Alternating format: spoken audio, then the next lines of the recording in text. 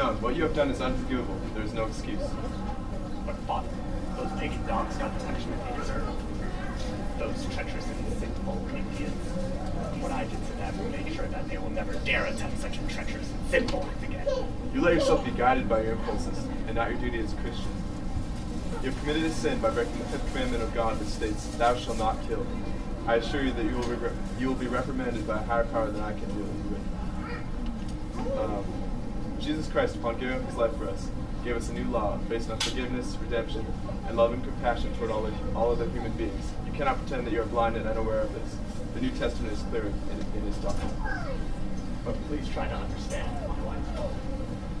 The order that I gave was executed by my men, and by one single purpose, to aid you in your grand mission of Christianization. These Indians will not easily accept our doctrines. Believe me, that not only words will suffice to bring God to these lands. Furthermore, may I remind you, Father, that it was God in the other testament who said in his own voice the sentence for the pagan nations. Read the Bible, Exodus chapter 23, verses 22 and 23. But if thou shalt indeed obey his voice, and do all that I speak, then I shall be an enemy unto thine enemies, and an adversary unto thine adversaries. For mine angel shall come before thee, and bring thee unto Amorites, Hittites, Hezronites, Canaanites, the Hivite, and the Jessupite, and I will cut them off. Hear me out, And Fernan. all I have done, all in accordance with what God has wanted, all to protect his people. And look how we are blessed by it. Hear me out, Fernan. We need to carry out God's law not only through words, but more importantly, through our actions. How can you proclaim that our God is love and kindness when you are mercilessly cruel to these poor people? And you force them to witness the execution. If you continue using such brutal tactics, never will they convert with all their hearts. Those priests were cunning, bloodthirsty, evil sorcerers. Do you not doubt that if we were in Spain, the Inquisition would have carried out the same sentence? Don Fernan, I'm going to tell you the great truth, but you must promise that once I tell you, you'll forever keep this to yourself. You have my absolute discretion, Father. My son, the devil is astute, and conceals himself in the most unlikely places. In this case, even religion, proposing himself as the Almighty.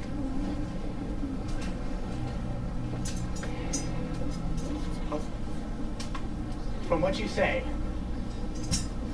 you do not agree wholeheartedly with the actions of the Church in Spain. But you also mean to say that the actions of the saintly Inquisition are somehow influenced by the devil himself? What I want to say is, we need to have the purity of God in our hearts in order to reject the devil's wishes. Jesus Christ stated that we are all brothers, and all people, Negroes, Jews, Indians, even the Moors, can arrive at heaven's gates if they convert to Christianity and accept God's commandments. I've known more than one priest in my time who carried out his duties in a cruel, hypocritical manner. In his heart, not one drop of true Christian blood flowed. Not many of them, mind you. Maybe 1 in 100 priests did not carry out his duties to the fullest of his abilities. But as the old proverb goes, put on the table a bowl of fruit overflowing with apples, and with one God bad, the rest will soon go to rot. The Indians you killed did not know God, but on the other hand, you know God very well, and for this reason, you are more guilty than they. Remember that Jesus Christ gave up his life for us, replacing the old law of eye for an eye and tooth for a tooth, which is that you resist no evil, but should an enemy smite you on the cheek, turn to him the other also. Do not think that I am against the Old Testament, or of the church of which I am a loyal soldier like yourself, but I am only trying to carry out the law of my Lord, Jesus Christ. Gracias, Father.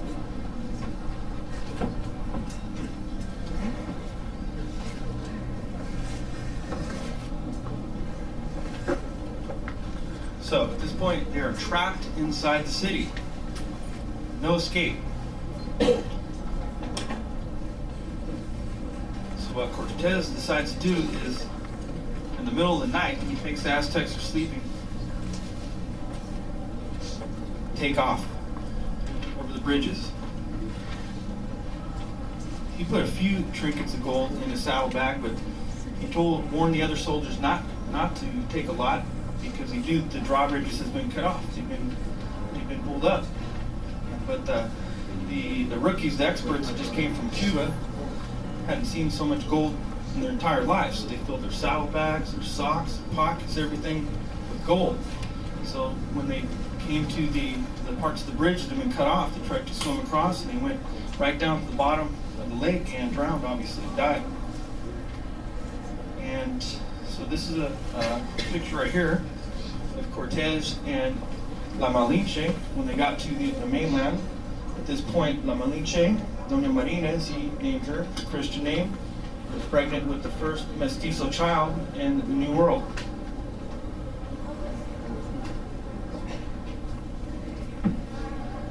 And so the Aztecs come out in their canoes, and they're able to rest here for a couple minutes, but then they come out in the canoes and they start chasing them. And so Mazato and his friend are, at this point, they become warriors. They have been training the whole time. So this is 2 years later, and they've been through vigorous training, and now they're Aztec warriors, eagle warriors, they call them.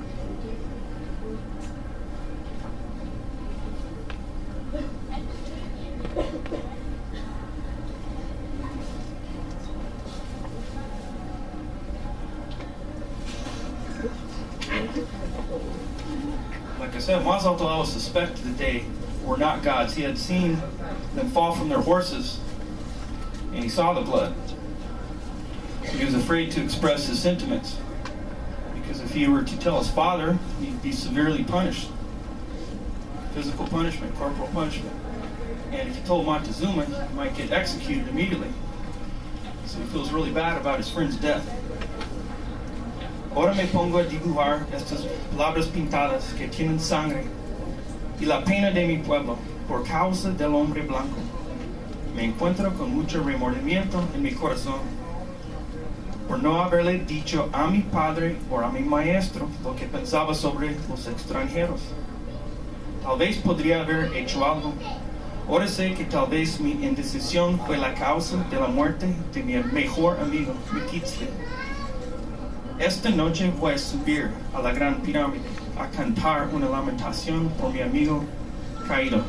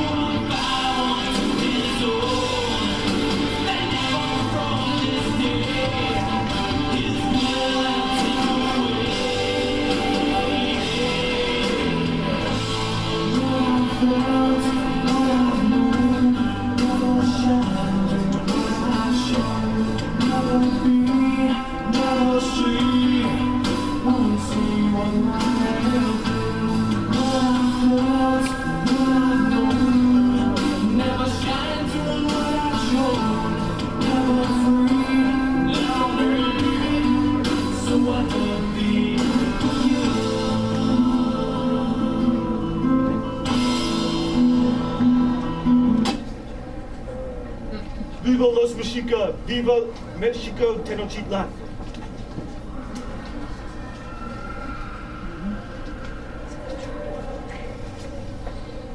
real hero of the Aztecs. Montezuma was basically known as a coward because he was the one that let Cortez into the kingdom and capture him. But this guy, this is